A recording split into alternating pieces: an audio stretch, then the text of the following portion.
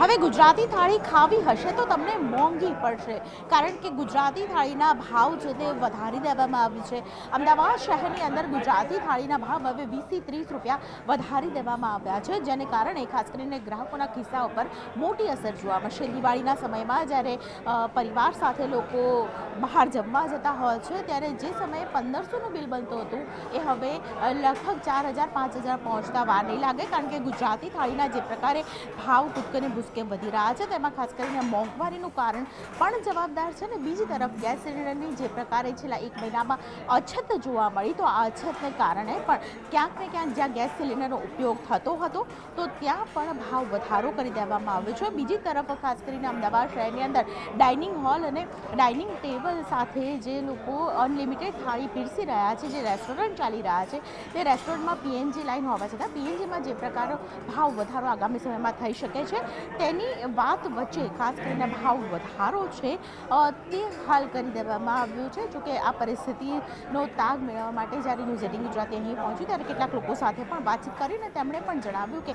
ભાવ વધારો છે જે પ્રકારે જોવા મળી રહ્યો છે.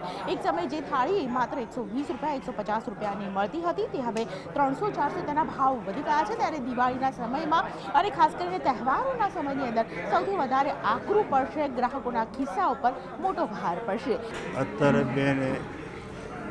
યુદ્ધના હિસાબે થોડો ગેસનો બી પ્રોબ્લેમ થાય છે, પણ અમારે ત્યાં તો પીએનજી છે, એલપીજી છે નહીં, પણ છતાં શું છે, મોંઘવારી થોડી વધતી જાય છે, એટલે ના છૂટકે અમારે 20 રૂપિયાનો વધારો થાળીએ કરવો પડ્યો છે.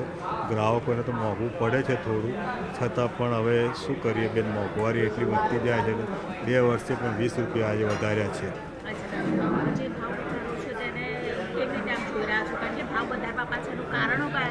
ભાવ વધારવા પાછળનું કારણ છે કે એમ્પ્લોઈઝના પગાર છે, ગુજરાતી થાળીમાં થોડો વેસ્ટેજ હોય છે, અને થોડું માર્જિન ઓછું કરીને બી અમે 20 રૂપિયા જ નોમિનલ વધાર્યો છે, પણ ગ્રાહકોને થોડો તકલીફ તો પડે છે.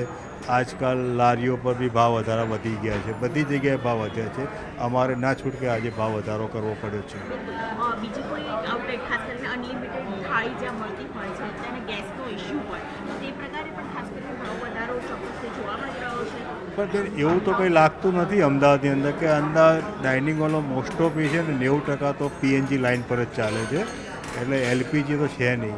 નાના નાના ઉદ્યોગો છે એમાં એલપીજી છે, એને અત્યારે કાળા બજારમાં લઈને ધંધો કરવો પડે છે, એને બી પોસાય એવું નથી, એટલે ના છૂટકે એ બી ભાવ વધારો કરી શકે છે. ભાવ વધારવાનું કારણ એક જ છે કે બેન, અત્યારે થોડી મોંઘવારી વધી છે. હવે વસ્તુ સ્વાભાવિક વસ્તુ છે કે પીએનજી અત્યારે મોંઘો થઈ ગયો. અદાણી હમણાં 3 દિવસ પહેલાં મેં ન્યૂઝમાં આપ્યા ₹1.5 કિલો વધાર્યો છે. આમ એકચ્યુઅલી અત્યાર સુધી જે પહેલાં રેટ્સ હતા એ આપણને ખબર હતી મોંઘવારી પહેલાં કે એકદમ મિનિમલ રેટ્સ હતા, તો જમવા જવું હોય, ઘરે કોઈ મહેમાન આવ્યા હોય, કંઈ ફંક્શન હોય તો આપણે વિચારવું નહોતું પડતું. 1-2 સેકન્ડમાં એવું થતું કે ચલો બહાર જઈને જમી લઈએ. પણ અત્યારે રેટ્સ એટલા બધા હાઈ થઈ ગયા છે કે 10 વખત વિચાર કરવો પડે, 10 વખત સર્ચ કરવું પડે કે આપણા બજેટમાં શું આવી શકે એવું છે. સમજો કે પહેલાં જે 200નું હતું પર પર્સન, હવે 400નું, જે 400નું તો એ 800નું થઈ ગયું, 800વાળું 1200-1500નું થઈ ગયું. તો જે મિડિલ ક્લાસ પર્સન હતા એ બધાના બજેટ થોડા હલી ગયા છે. સો ઇટ્સ વેરી ડિફિકલ્ટ અત્યારે જમવા માટે કે કોઈ પણ વ્યક્તિ 1 સેકન્ડમાં 2 સેકન્ડમાં ડિસિઝન નથી લઈ શકતું, અને મોંઘવારીની ઇફેક્ટ બધા મિડિલ ક્લાસ લોકોના માઇન્ડમાં દેખાઈ જ રહી છે અત્યારે.